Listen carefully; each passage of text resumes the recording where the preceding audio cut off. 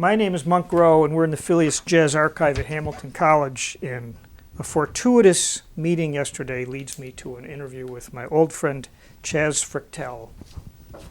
And that was quite a odd thing for us to come together after. I tried to count the years and I gave up. I know. It's been a long, long time. Yeah. But fortuitous, absolutely. Great to see you. When you meet someone for the first time and they say, "So what do you do?" Oh. You have a short answer? I have a short answer. I say, I'm a musician. And then they go, "But what do you really do?" And I say, "I'm a musician."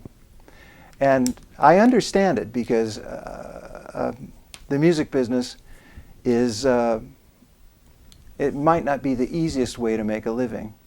And a lot of people, I think, have done it either semi-professionally or where they have a regular day gig or something like that. And I feel incredibly fortunate to have been able to make my living, my adult life, as a professional musician, either as a player or singing or composer.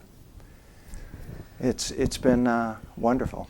Challenging oftentimes, but wonderful. Your income curve can fluctuate weekly. Yes.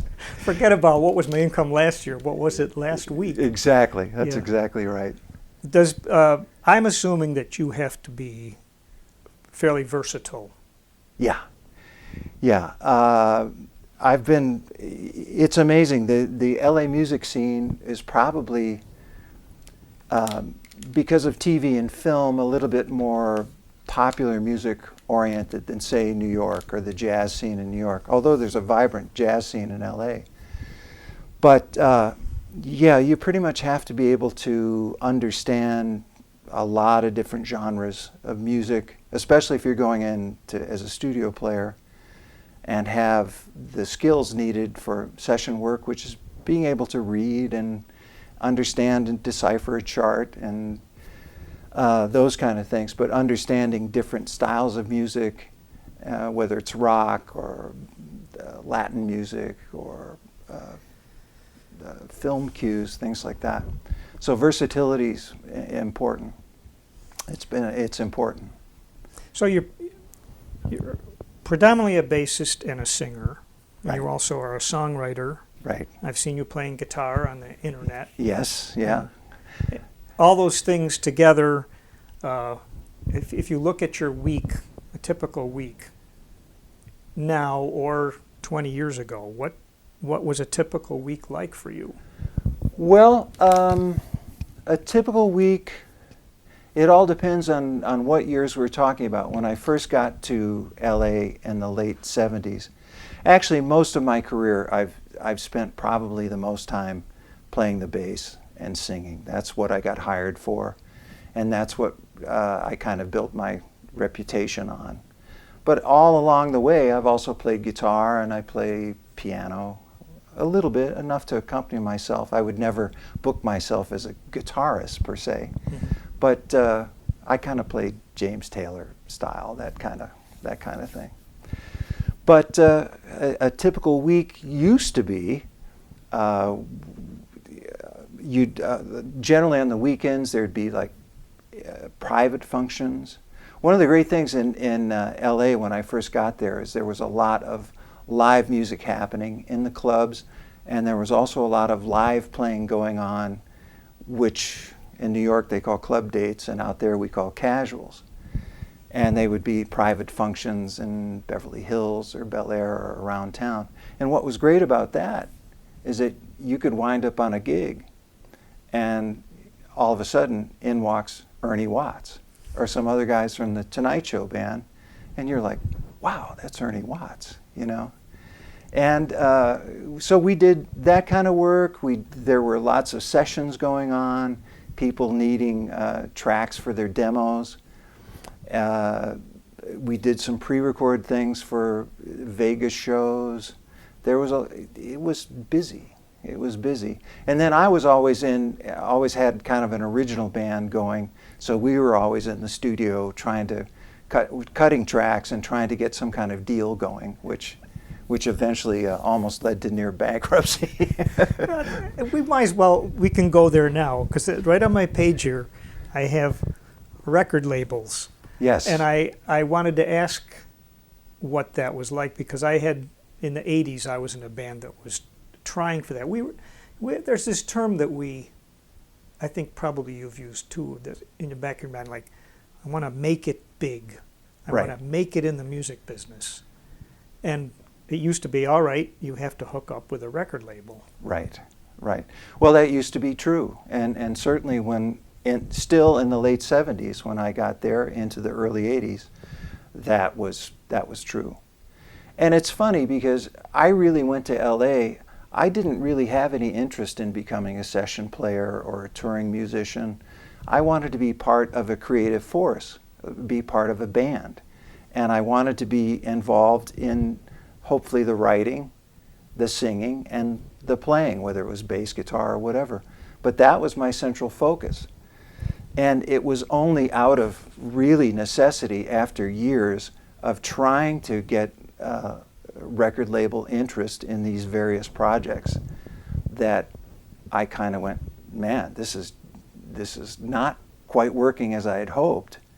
And then fortunately things started coming, session work was coming and touring work, and I was able to survive as a working musician, which at that point I was really thrilled about.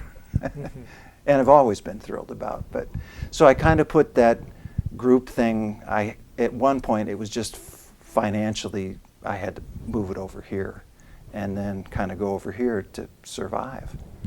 Were your bandmates experiencing the same kind of situation?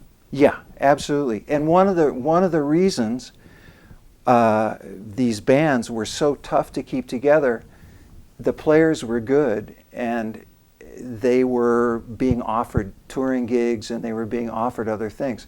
So keeping a working entity together was tough, because there were all these other offers coming in. And that just kind of added to the equation of, like, doing a band was really, really hard. It seemed, we went to LA, it was over 20 years ago, and went to the Baked Potato. Yes. And the people that were playing there were incredible. Yeah. And somehow, I guess I learned that they were playing for like $30 a piece, if that. Absolutely. Absolutely. Yeah, played at the Baked Potato many times. It's considered kind of a jazz fusion room, and it's a place you don't want to see in the daylight.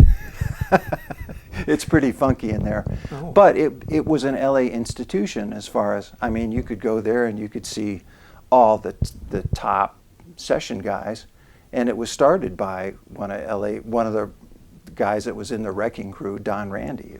It's basically his club.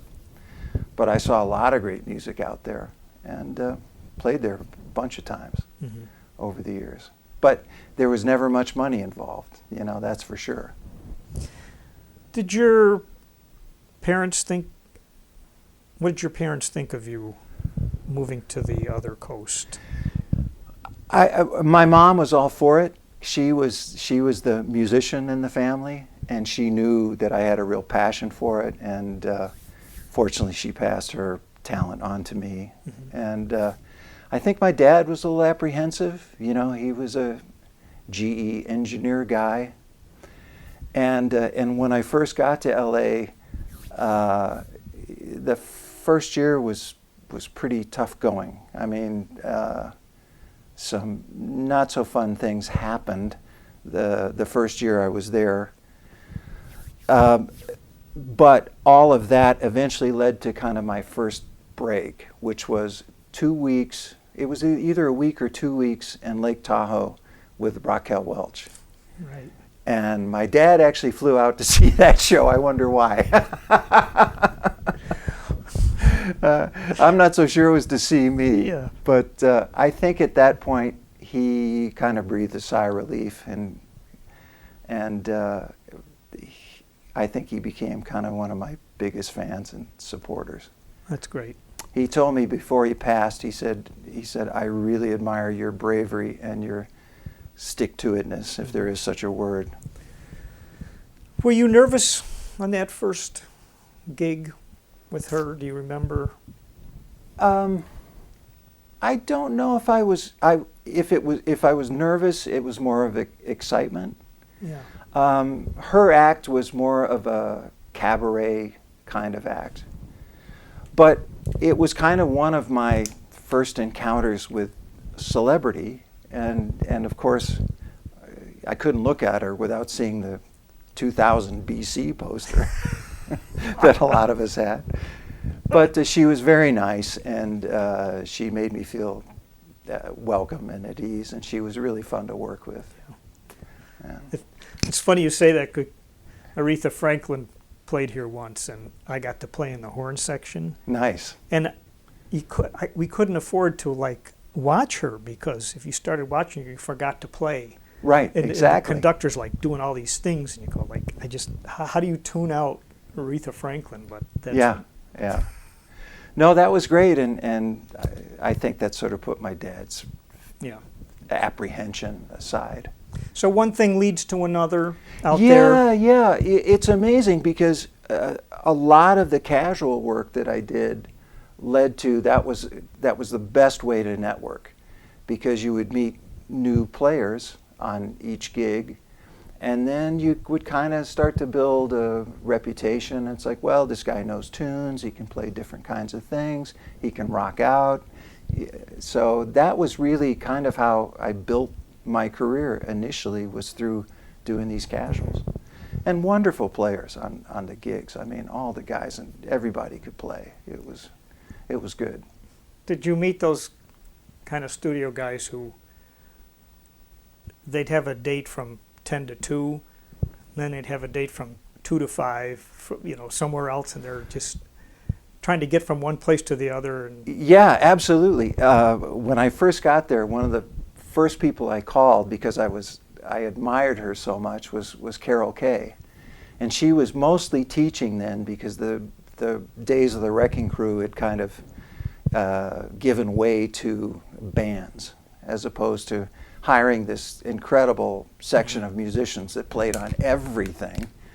And but she was doing a lot of teaching, and she used to tell me about what her schedule was like in the day. And she'd have a 10 o'clock call at Capitol, and then she'd have a 1 o'clock call over at Emerald or another studio, and this was 5 days a week.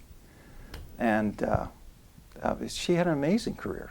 Tommy Tedesco, all those people in the Wrecking Crew, they worked nonstop. Mm-hmm. Nonstop. I'm going to move your mic up a little bit, and we'll just edit this out. These things are so sensitive that they...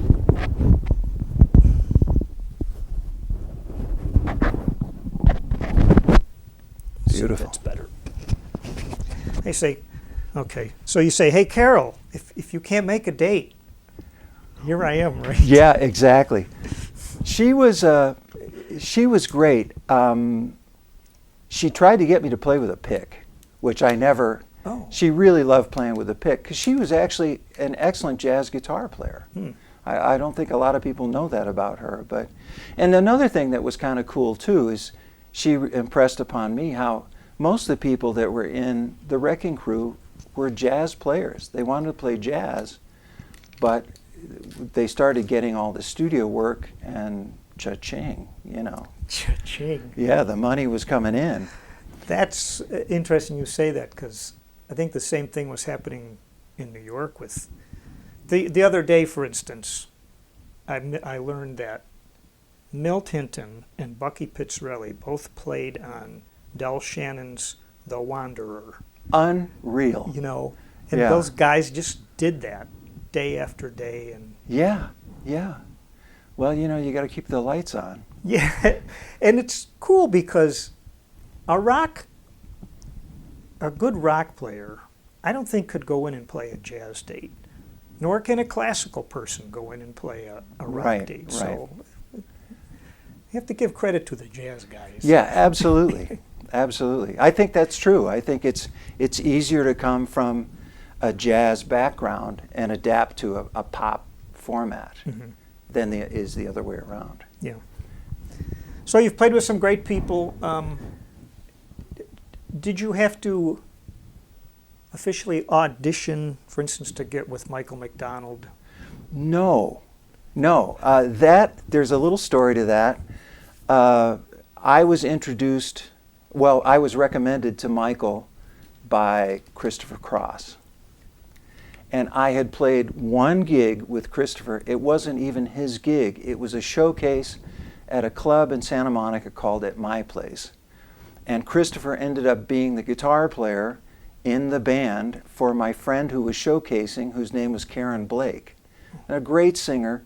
I had worked with Karen in a little female trio called Souvenir. And she wanted to do a showcase and try and get her solo artist thing going. And I almost didn't take the gig because she said, "Oh man, I can't pay you anything, and we're going to need a bunch of rehearsals." And I thought, I don't know. And then I thought, she's a friend, come on. So I show up at rehearsal, and she says, "I want you to meet my friend, Christopher Cross." And this was when Christopher was riding high, with that big album. Sailing. Yeah. And Sail Be Mine and all those tunes. And I was kind of like, wow, this is cool. And then she said, "Oh, I want you to meet another friend of mine, Carla Bonoff." And Carla was singing background. So I was like, wow, cool. But we went on and we rehearsed and we played the gig, and I didn't think a thing of it. That was it. And then maybe several months later, I come home one day and I check the machine, and it's like, this is Mike McDonald. Christopher Cross suggested I should call you. Could you give me a call back? And I did. And he was looking for someone to sub for his bass player, a guy named George Hawkins, who had some conflicts with Boz Scaggs. So, Michael's a really modest guy, and he goes, "Well, I don't know if you'd be into doing it or not." And meanwhile, I'm trying to keep my cool on the phone, And when I first heard the message on the machine, I called a couple friends. I said, "Hey, did you leave? Are you pranking me on this? I didn't believe it." And so that's kind of how that came about. So funny. The power of yes. Right. I almost said no, and then I thought, come on, she's a friend. Wow. It's a no-brainer. Let's do this. So it was very fortuitous. Nice. So you did some rehearsing with him, or did you just with do Michael? The gigs? Yeah. Yeah. No. I got a cassette of a live show, so I went to the woodshed with that. Yeah. And then I think we had 2 or 3 days of rehearsal with the full band out at a place called the Power Plant, which was a big rehearsal facility. And the first gig I did with him was at the Del Mar racetrack down towards San Diego. And I got to say, man, it was a night I will never forget. I've never played. Up to that point, I don't think I'd played in a band that was quite that loud. But it was super musical. David Pack from Ambrosia was the guitar player at the time. And Vince Denham was our woodwind player. Scott Plunkett was playing keyboards. My good friend George Pirelli, who we ended up playing for years. He was from Pittsburgh, great drummer. And a guy that grew up with Mike in St. Louis, Chuck Sabatino, who has since passed. The only guy to this day who can go toe-to-toe vocally with Michael. And he was in the band, so it was fantastic. It was great. Wow. That's a fun night. The first night of almost 20 years of nights. Now, do those type of guys use different players in the studio than they do live? Yeah. Usually? Yeah, usually, although I did some session work with Mike, but normally that call seems like it comes down to the producer. Oh. And the producer calls his guys, and I think Ted Templeman was producing Mike at that point. And I got to say though, that was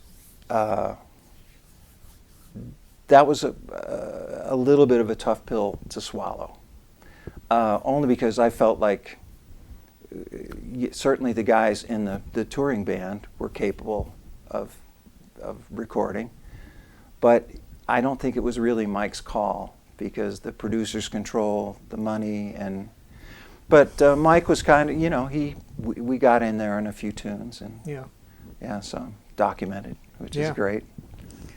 Yeah, I know what you mean by loud. Yeah, because I played in some loud bands, and boy, it can be. Yeah, it was. There were times when I would walk over by Mike's monitors, and it was like a certain frequency would come out, and it was like somebody just punched you in the face. It would really, you'd step back, and immediately leave the zone. But it was a great band. I mean, it was every incarnation of the band over those almost 20 years. We had great people in the band. And Mike is a super nice guy. Easy to work with, unaffected, really, really a good dude. Tell me about Chuck Mangione, because I got to know him when I was in Rochester as a kid. Yeah. But that was before he was Chuck Mangione. He was just Chuck Mangione.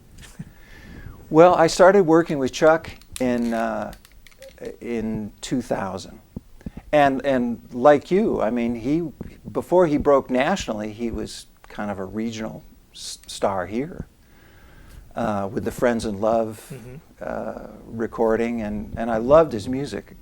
Never in my wildest dreams did I think that our paths would ever cross all these years later. But I had moved to Nashville in '97.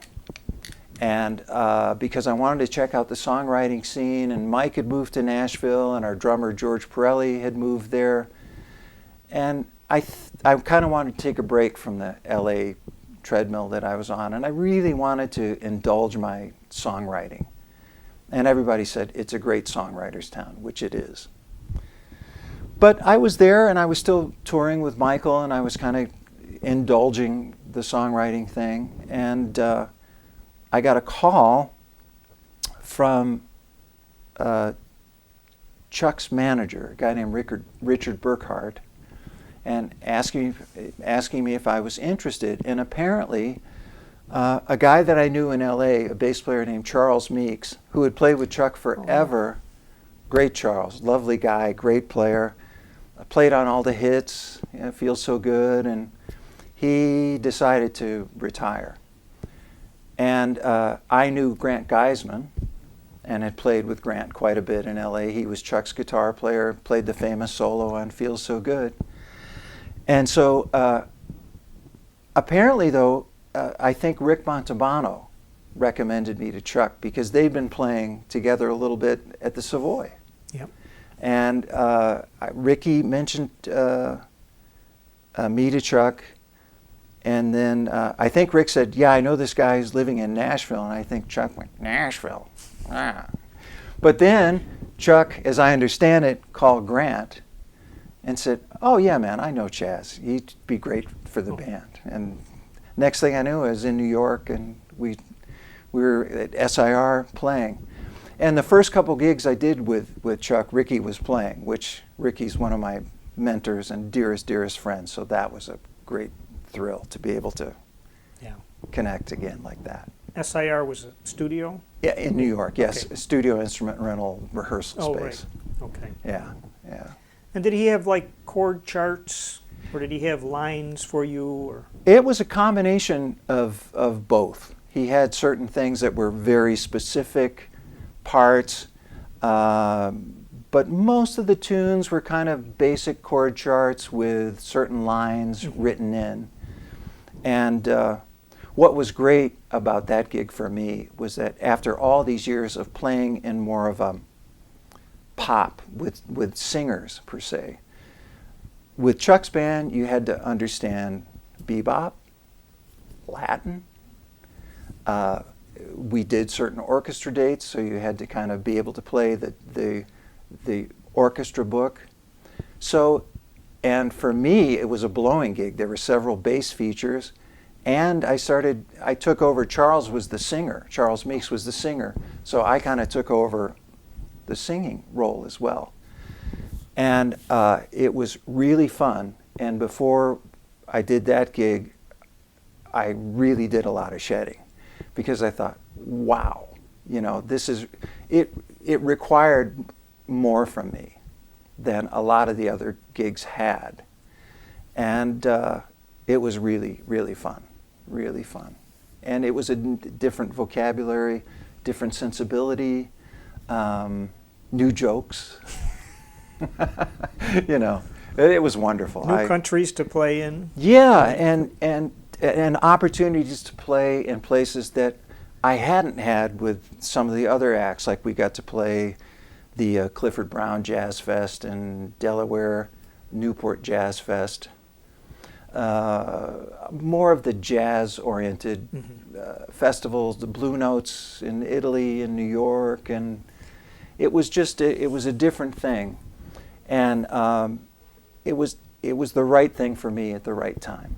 So I didn't leave Mike's band to exclusively go with Chuck, but I had been there a long time, and I knew I needed to, if I wanted to grow, I should go do this, and it was wonderful.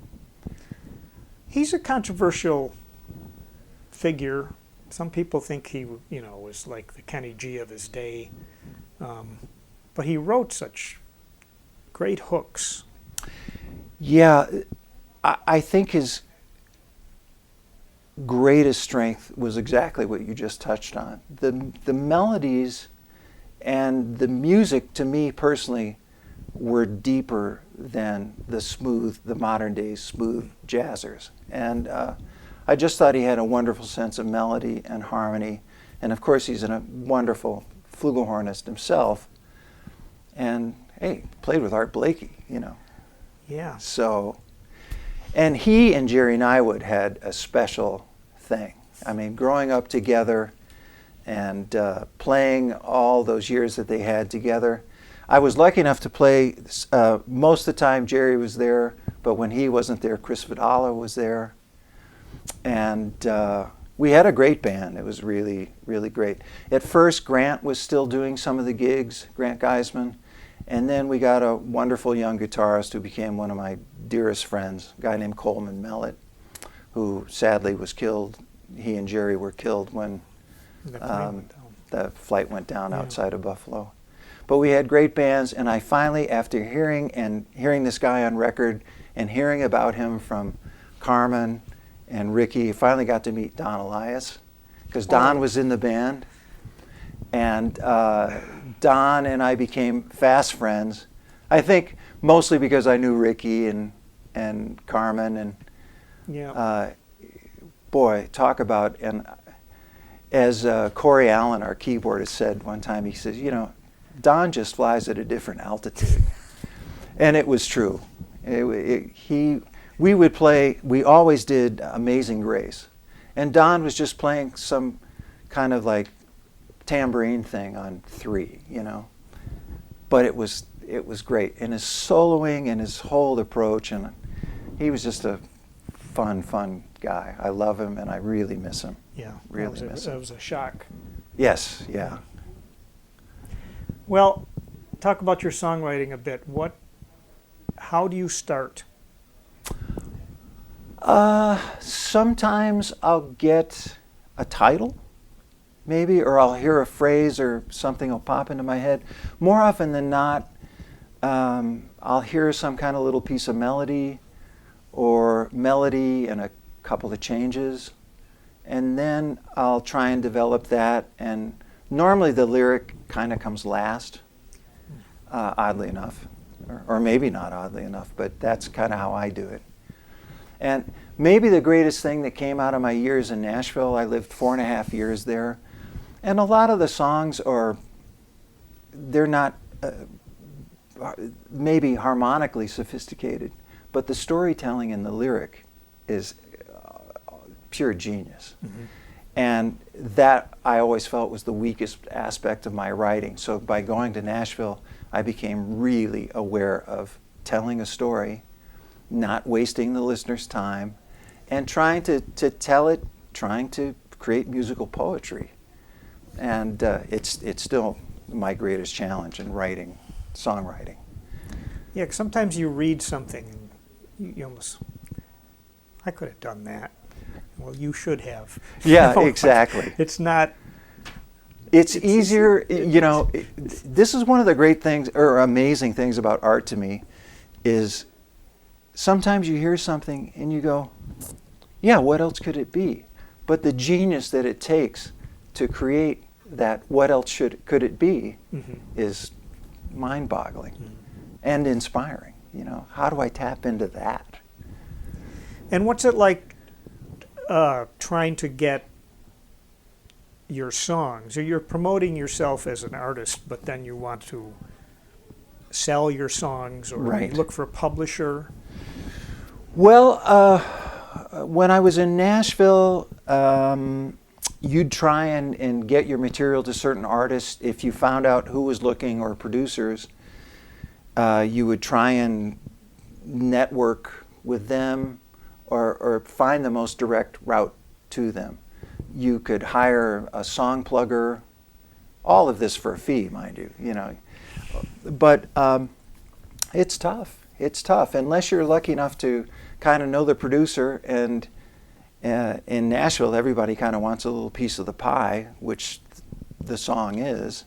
So I didn't really have any great success there as a commercial writer. And quite honestly, the kind of material I write wasn't a good fit for that market. But as far as marketing, of course, now everything's on the web, and we all have our websites, and trying to drive people to those sites, that's a tough nut to crack. Yeah. There's so much music out there, and it's challenging. I wish I could say I've been incredibly successful at it, but I haven't. Well, let's continue that thread about technology. We sometimes think, well, in the good old days, I'm not sure there were good old days, yet it seems like as much as people complain about record companies and stuff, at least there was something to aspire to, and this product would get put out. Right. Now, I'm talking too much, but now it seems like once the product's out there, boom, everybody has it. Right. And how did that happen? And no one paid for it. Right, exactly. Yeah, it's funny. The old paradigm was that there was a kind of a marketing plan via the record companies and their distributors in place. So, and with that there was a time when they would actually spend money to develop artists. And you would be with the label for maybe 2 or 3 records, depending on how the deal was structured or whatever. And the record company they had their outlets to get it on the radio, to get radio play, to get the stuff distributed. Of course, most of that was coming out of your royalties or whatever, because they weren't going to give you a free ride. But whole different paradigm shift now. And I think we're still trying to figure out how to, especially for recorded music, how to monetize it now. Because unless you're one of the anointed new stars, it's going to be tough. It's tough.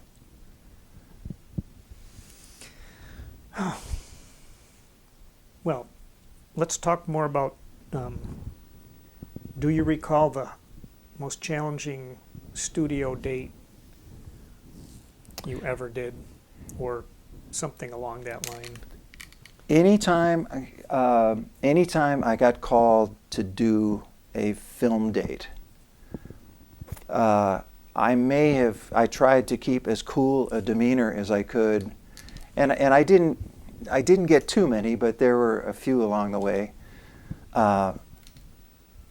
Until you actually see you walk in and see what's on the stand in front of you, you're kind of thinking, okay, I hope this is not like 1,000 notes and that there are no changes and that I have to play this thing exactly as written, which turned out I kind of didn't. And the composers were pretty cool, even if the notes were, or the charts were pretty specific. They wanted you to make music out of it. So they weren't too rigid about that. But when you're sitting there with 40 or 50 other musicians on a soundstage at Sony, you don't want to be the one screwing up the take for any reason, because heads will turn. So those dates were nerve-wracking for me, and I can't honestly say I enjoyed it all that much. It was very kind of pressure-packed, and fortunately, I didn't hold anyone up, so that worked out okay. But they were tense for me. Were you hearing a click track? Yeah, a lot of times, most everything we did was cut to click. Yeah. So you're trying to interpret this music and play with the drummer and play with the click. And watch the conductor. And it's challenging. It's challenging, but. Do you ever hear things on television or on the radio that you played on? Yeah, I hear maybe the most played thing that I hear is this theme from this TV show called Saved by the Bell, which I ended up playing bass on, and I also ended up singing the lead vocal and background vocals with a friend of mine, Sonny Wilkinson. So every now and then it's still being played on cable, and it tickles me because we didn't know what this was going to be. I happen to know the guy that wrote the theme. He heard me sing at his company's Christmas party, and that's why I got the call to do it, through mutual friends. So I sang the demo for him, and then maybe 2 or 3 months later he called me up and he said, "Hey man, would you be into we're going to cut this thing and a few other cues for a pilot?" So we went out to Bill Schnee's studio, and I walk in, and Rich Ames, his writing partner, great keyboard player, was playing keyboards. And let's see, Jim Keltner is the drummer, one of my heroes. And so we just start running this, and we did, I don't know, maybe 35 cues and the main title. Oh, and Dean Parks was playing guitar.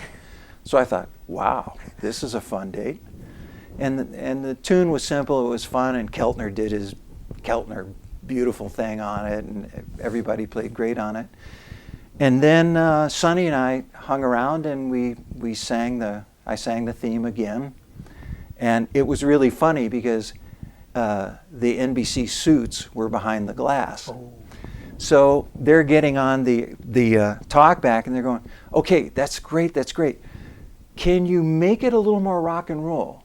So I'd go like, "Okay." So I try and make it a little more rock and roll. "Well, that was great, that was great. Could you enunciate a little more?" But so I just hung in there, and they were cool, and finally they went, click, "We got it."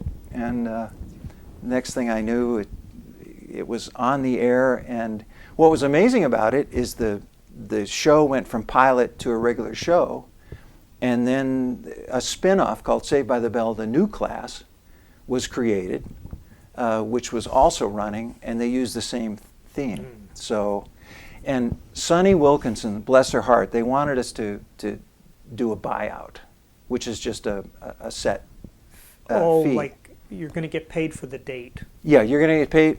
Well, we would like to offer you X amount of dollars for this. And Sonny said to me, she took me aside and said, "Man, we ought to hold out for an after contract in case this thing does go, so that we could get residuals on it." So we went to the producer and we said, we really like an after contract. And they went, fortunately, "No problem."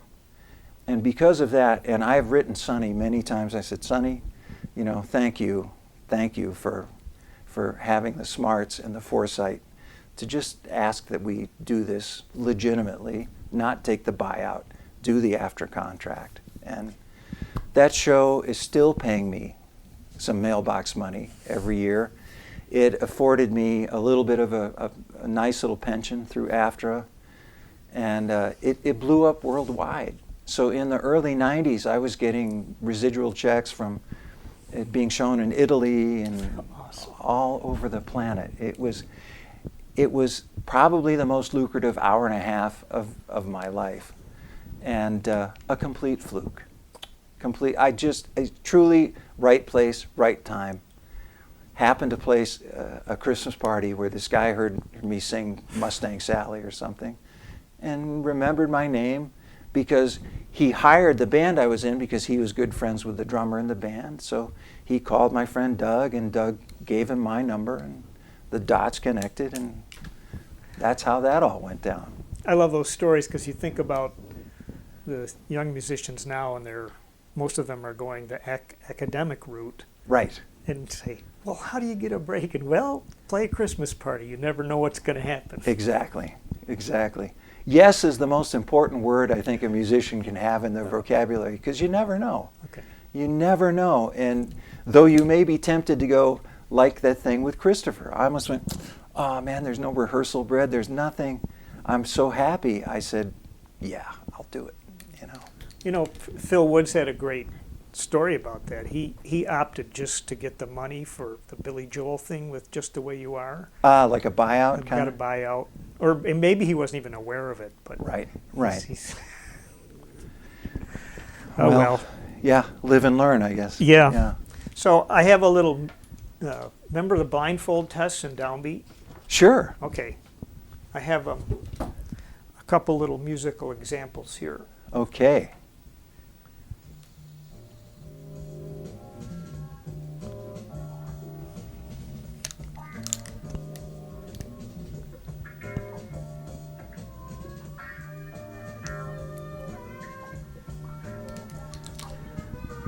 You ringing a bell? That's you. That's you too. Oh, is it really? Yes. Oh, yeah. Is this Chicks? Chicks Esposito. Big band. Yeah. Oh, fantastic. You know, I have a reel-to-reel of this Yeah. in my tape box Yeah. that I need to transfer. Right. Oh, man, that's... Is this Ugetsu? This is... I can't remember the name of it. It was one of his sort of rock type event. Starts with a T. Whatever. But yeah, that was a fun band. It was a good experience for us. You and I were sort of a little out of the loop with everybody else had a vowel at the end of their name. Yeah. You know? Yeah. You had yeah. Esposito and Montalbano and Robalato, and Yes. this area had so many great musicians of Italian descent. Oh, and man, I can't tell you how much Dick Robalato, what kind of influence he had on my life. And I was lucky enough I got him on the phone not too long before he passed away. I'm not even sure he knew for certain who he was talking to. But he said, yeah, I had a student, Charlie, who went out to L.A. I think he's doing okay out there. And it was just so touching. He was my high school band director. Yeah. He was such a wonderful guy. But that's, I have said time and time again, I feel such a debt to the musicians in Central New York. There's such a rich musical heritage that comes from this area. And many, many great players and come from here. And I feel lucky to have really grown up here. And I feel that the community here enabled me to go and swim in the LA pond. And I'm telling you this now. I've told Carmen, I've told Ricky. If I could tell Salamico, I would tell him. Chick knew. Chick, we got together in LA one time. He took a trip to LA, and it was really, really great to see him. Yeah. Really great to see him. I've told Rick and Carmen that too, because when I first moved up here, I managed to get a gig with him, with both of them, and Dolores Mancuso at the Beaches. Yeah. And I just sat on my stool with my sax, and I watched and heard and listened to what they did. And I thought I knew a lot because I had gone to music school, but I didn't know anything about playing gigs and filling what people's expectations would be or beyond. Yeah. Was really an education for me. Yeah, playing here in the years that I did before I went to LA was just, it's priceless. Oh. Priceless. And I told Carmen yesterday, I said, because Carmen pulled me in on a project in LA before I moved there. It was centered around a percussionist who played in the group Traffic. And his name was Rebop Kwakuba. Mm-hmm. He was a Nigerian Prince percussionist. And Carmen had gotten a call from a piano player who had been a guy that was Lou Rawls' music director, Reg Powell, and a drummer, Jack Toker, who lives in Seattle. And Reg was kind of putting this thing together for Rebop for Island Records or something. So somewhere along the way, Carmen said, hey, I know this bass player guy, I'll bring him with me. So that was my first trip to LA. And that was, whoa, eye-opening on so many levels. As it turned out, Rebop kind of disappeared. And so to try and salvage, we had a few days left, 2 or 3 days left. Carmen had heard a couple of my original tunes, and he said, why don't you play these for the guys? So I played 3 songs of mine, and Reg said, let's see if we can get some studio time at Conway Studios, which is still operating in LA. We went in and cut 3 songs, and then we all went home, and Reg and a lawyer friend of his started to shop the tape, and we got some interest, I think, from A&M and maybe Reprise or something. And Reg was saying to me, because I was checking in with him, how's it going? And I had already kind of started, I'd felt the pull of the Pacific. And so he said, man, maybe you want to come out here. And I thought, well, yeah, maybe so. So I did. I did. All right, let me play this.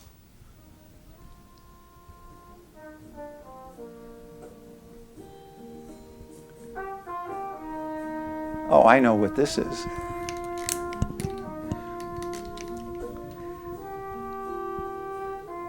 Yeah, that's my good friend Mark Hatch. I love that change right there. Thank you. Yeah. Yeah. And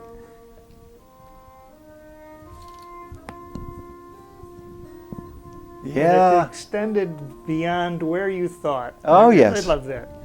That's a Nice. little tune I wrote called Country. Mm-hmm. And I was actually thinking about where I grew up, just outside of Prospect. We had a half-mile dirt road from where the bus would drop us off to where our farm was. And I walked down that road many times. And one morning, I was just kind of thinking about that, and I heard this little melody and these changes and sketched it out and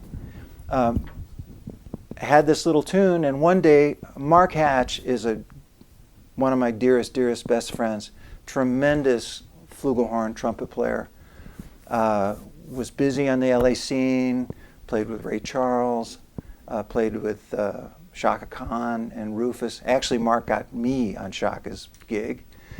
And one of the finest players ever. He kind of left the business a long time ago, but he never put down the horn. Mm-hmm. And he has a great jazz group called Group 5, which I played in and still play in from time to time. But I thought, okay, let's bring this in to rehearsal, and I just wanted to hear it.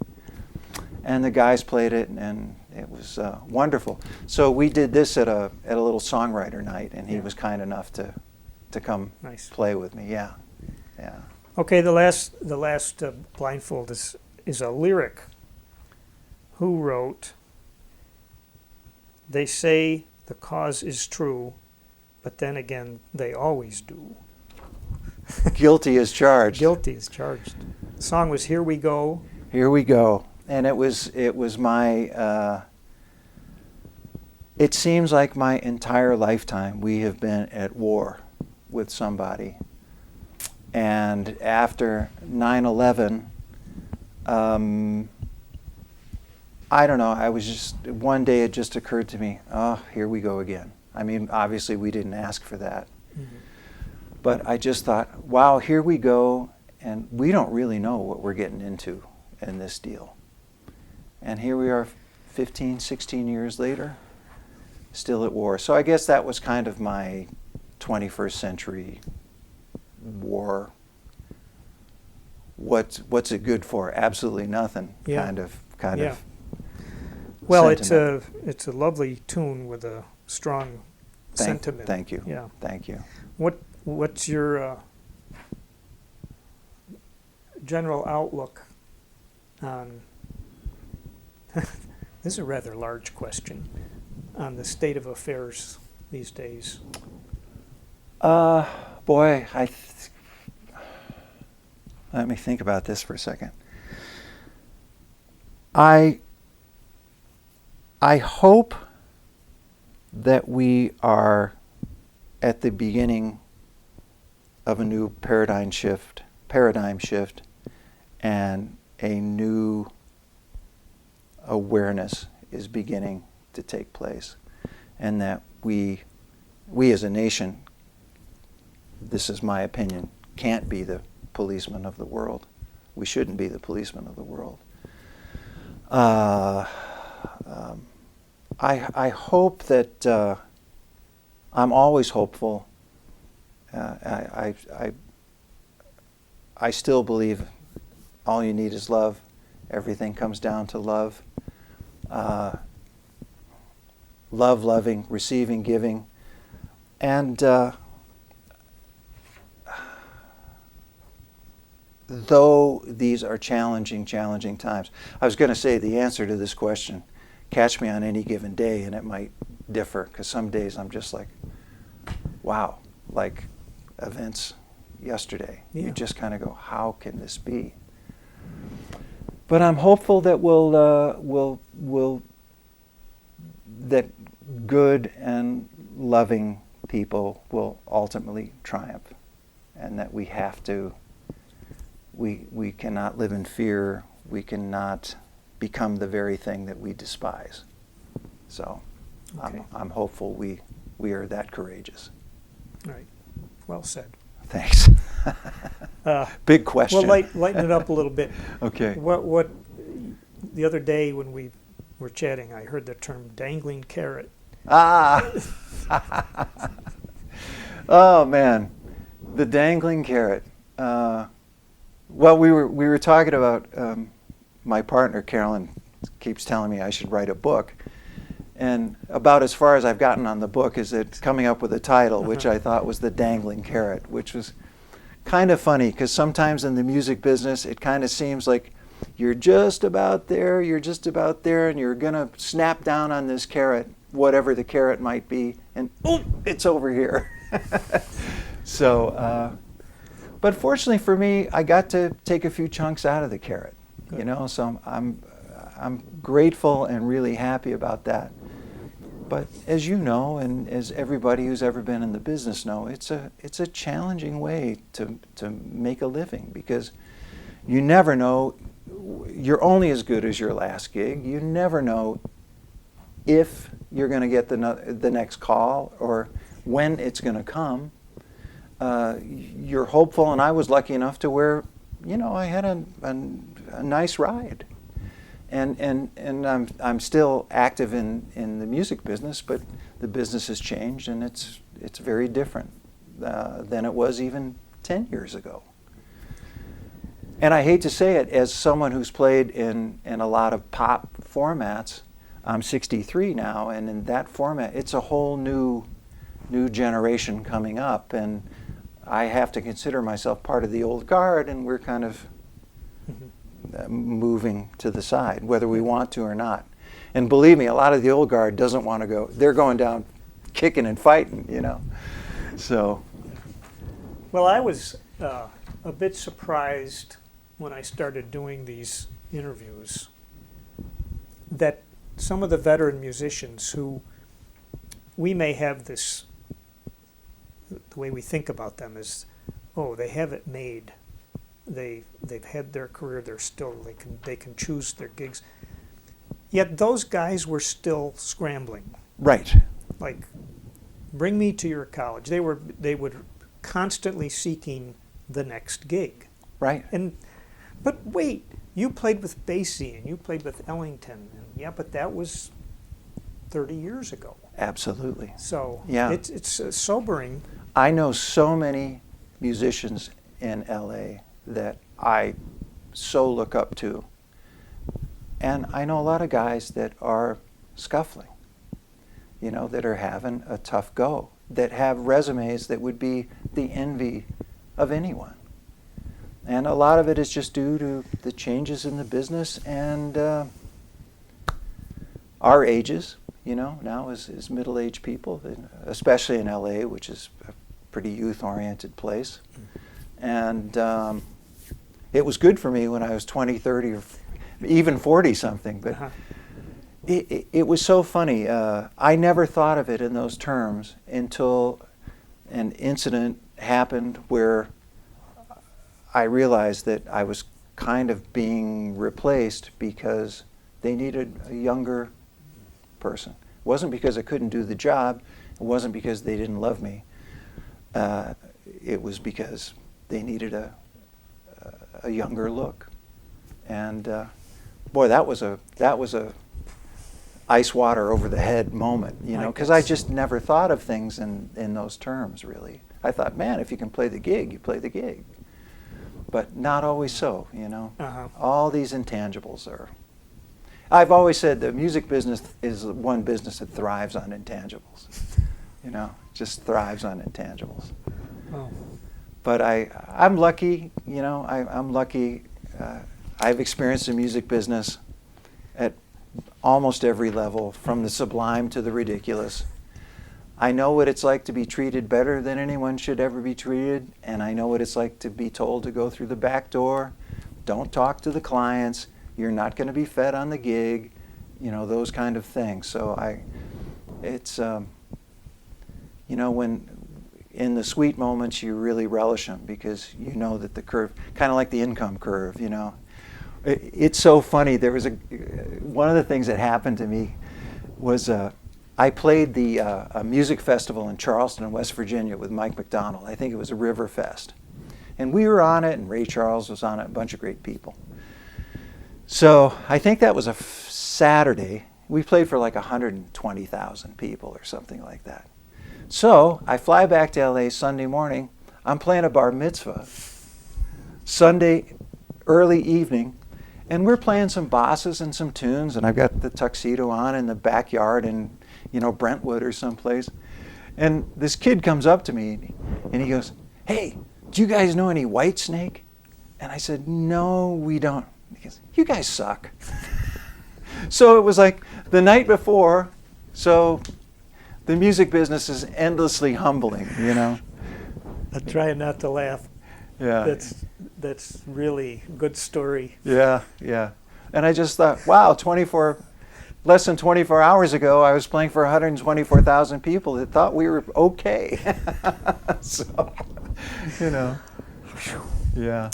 Did those gigs, the Shaka Khan and those things, were you usually paid sort of a salary, or you played by the gig, or? It varied, but normally it was like a per week pay. Mm-hmm. And yeah, I guess it all depended. Sometimes it was like per show, or other times it was like a week salary. Like if you're out there touring for, let's say you're going to be gone for 6 weeks or something like that. If it was a week salary, it was prorated, of course, depending on how many gigs you actually did. They'd break it down into a day rate, and then that would be reflected in your check. I bet doing taxes during those years was a bit of a chore. Yeah. I didn't attempt it, you know. So I paid the money. It's like because I'd end up with 1099s, and I'd end up with all this different stuff coming in from all these places, and so I had to file all these different schedules and self-employment tax and this and that. Yeah, it got a little complicated. Yeah. Do you think you'll ever be tempted to relocate? I think so. I think so. I've lived in the Los Angeles area since 1978, minus 4.5 years from 97 to 2003 when I lived in Nashville. And I love California. I have a love affair with the West. California, Washington, and Oregon I particularly am fond of. But I think so only because it's, I used to love all the stimulation, you know, everything that was going on there. But now I like a little different pace of life, and I kind of feel like I did whatever it was I was supposed to do by going there all those years ago. And I don't feel like I need to be there because the business I once felt like I needed to be there for is no longer there. So now we can send files across the net and use this technology that also helped destroy the business that we love. It's a bit ironic, isn't it? Yeah. But I think we will. I think I'm probably on the last year or two of being in the LA metro area. Though we love Pasadena. That's a great town. Mm-hmm. And there's still a lot of great things going on. There's a lot of great music, but and that I'll miss. You know, my friends, when we talk about relocating or whatnot, the musician pool is deep, and the level of player is high. And but you know, as I found from going around the world and going around the planet, there are great players everywhere. And hopefully I'll find them and they'll find me, and we'll learn something from one another. Okay. Yeah. Well, on that note, I will say that there's not an overabundance of fine bassists in the Utica area. So you can keep that in mind. Okay, will do. And that little church that you used to go to is still there. Yes, and beautiful as ever. It Yes. was. I had a flood of memories coming back, mostly about my mom, who passed in '94. She was only 58, but she was our Unitarian Church choir director. So Yeah. I kind of had I could feel her there yesterday. Nice. It was nice. Yeah. Is there anything that you wanted to add that I No, didn't no. ask I'm other than say thank you, and I'm flattered and honored to be here. Yeah, it's really nice. Yeah. Well, you're in good company. The people behind you in those notebooks. Yeah. You know, you're sharing some good bass players, especially. Yeah, absolutely. Yeah. Absolutely. No, I'm honored to be here, believe me. Honored and humbled. Okay. Yeah. Well, thanks for your time. Thank you, Monk. Okay. Wow, fantastic. Over and out.